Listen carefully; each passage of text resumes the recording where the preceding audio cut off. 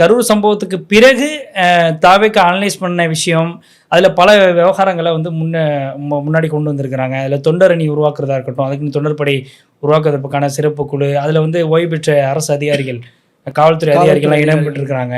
இப்போ இது எல்லாமே வந்து கடுமையான விமர்சனத்துக்கு உள்ளான கரூர் இஷ்யூ சம்பவத்தில் வந்து தாவேக்கா ஃபேஸ் பண்ண விஷயம். இந்த இஷ்யூவை எல்லாத்தையுமே வந்து இப்போது அவங்க வந்து கன்சிடர் பண்ணி அதற்கான ஒரு வேலைகளில் போயிருக்கிறாங்க அப்படின்றத நம்மளால் புரிஞ்சிக்க முடியுது.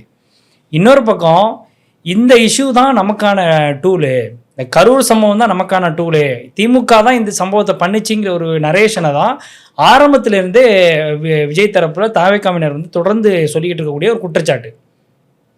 அந்த குற்றச்சாட்டை வந்து இன்றைக்கி முற்றிலுமாக தன்மையப்படுத்தணும், அதற்கு வந்து நம்ம முடிஞ்ச அளவுக்கு வந்து எஃபர்ட் போடணும் அப்படின்ற ஒரு முயற்சியில் தொடர்ந்து ஈடுபட்டதனுடைய விளைவு தான் இன்னைக்கு விஜய் அவர்களை முதல்வர் வேட்பாளராக நாங்கள் அறிவிக்கிறோம். முழு அதிகாரமும் விஜய் அவர்களுக்கு தான் கூட்டணி தொடர்பாக பேச்சுவார்த்தை நடத்துறதுல இருக்குது அப்படின்னு தாவேக்கா பொதுக்குழு முடிவு பண்ணியிருக்கிறாங்க.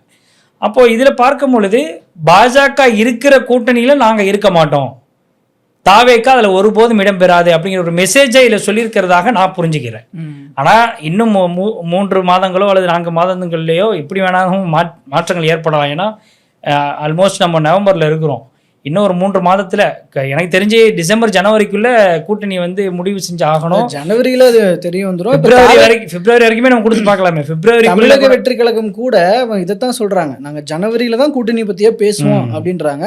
பட் உள்ளுக்குள்ள அந்த நகர்வுகள் இருந்துகிட்டு தான் இருக்கும்.